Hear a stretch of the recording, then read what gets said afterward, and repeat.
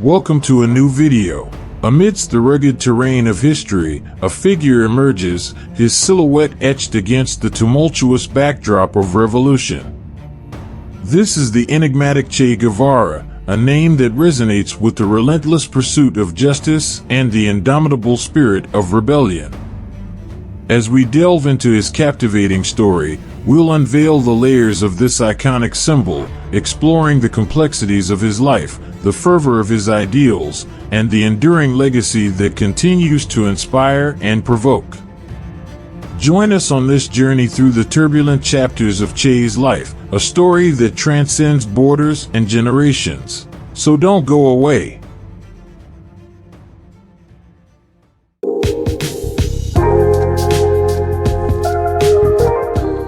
Chapter 1, Early Years, 1928 to 1947. In this chapter, we delve deep into Ernesto Che Guevara's formative years. Born to a middle-class family in Rosario, Argentina, he was the eldest of 5 children. His parents, Ernesto Guevara Lynch and Celia de la Serna, instilled in him a sense of adventure and intellectual curiosity. Young Ernesto suffered from severe asthma, a condition that would haunt him throughout his life. His early education took place at home, primarily guided by his mother, who was a voracious reader. His family's library introduced him to a wide range of subjects, from literature to politics, which would greatly influence his later ideology. Ernesto's medical studies at the University of Buenos Aires were marked by his growing social awareness. He often volunteered in clinics for the poor, witnessing firsthand the effects of poverty and disease.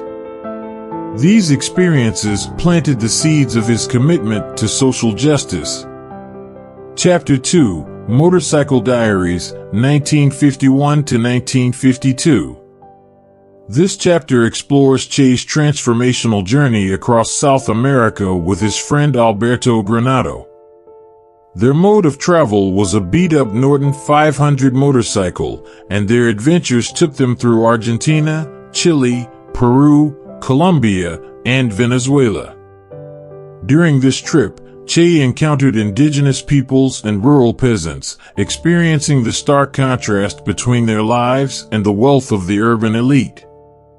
This exposure deepened his empathy for the marginalized and laid the groundwork for his future revolutionary convictions.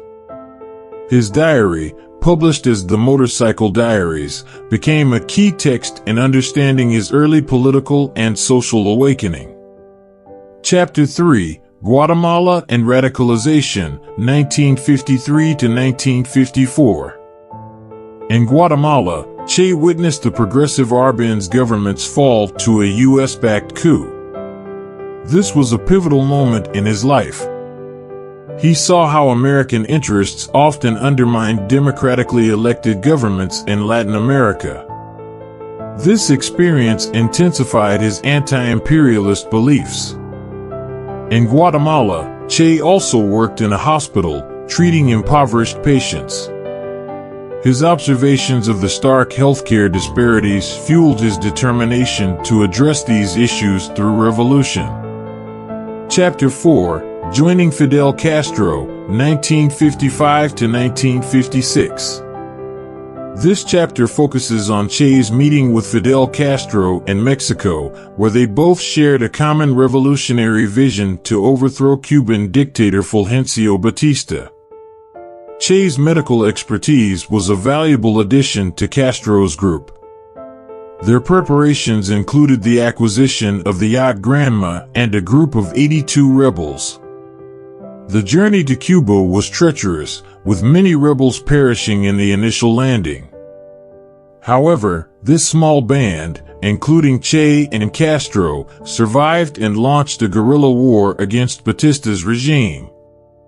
Chapter 5, Cuban Revolution, 1956 to 1959. This pivotal chapter details Che and Castro's guerrilla campaign in the Sierra Maestra Mountains. It covers their early struggles, battles, and the gradual expansion of their forces. Key events, such as the Battle of Santa Clara, are explored, leading to the eventual overthrow of Batista. With the triumph of the revolution, Che assumed various roles in the new Cuban government, including overseeing land reform and the nationalization of key industries. His dedication to socialist ideals became increasingly evident. Chapter 6, The Cuban Years, 1959 to 1965.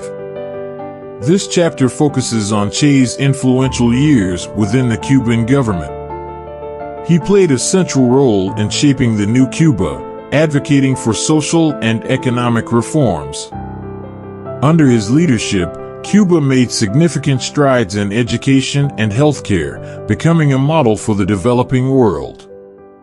During this time, Che also forged alliances with the Soviet Union and other socialist nations, solidifying Cuba's place in the Cold War context. Chapter 7, African Adventures, 1965 to 1966. After leaving Cuba, Che embarked on a series of African adventures, including efforts to support revolutionary movements in the Congo.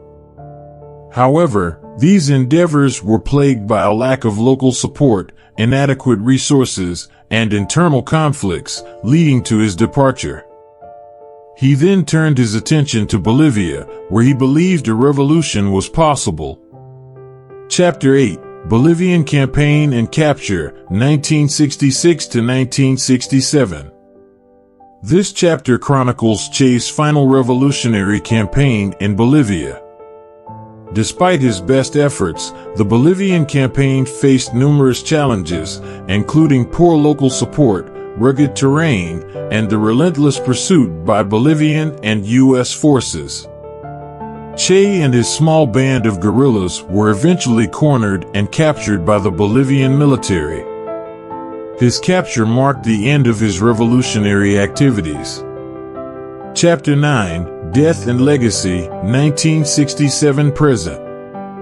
This chapter explores the circumstances of Che Guevara's execution in Bolivia in October 1967. It discusses the controversy surrounding his death, including the decision to execute him rather than take him prisoner. The chapter also delves into Che's enduring legacy. Despite his relatively short life, his image, words, and ideals continue to inspire and provoke debate worldwide.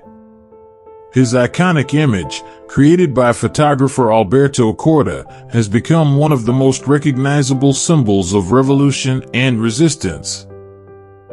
Ahora sí, la historia tendrá que contar con los pobres de América, con los explotados y vilipendiados de América Latina, que han decidido empezar a escribir ellos mismos para siempre su historia. Ya se les ve por los caminos, un día y otro, a pie en marcha sin término de cientos de kilómetros, para llegar hasta los Olimpos gobernantes a recabar sus derechos.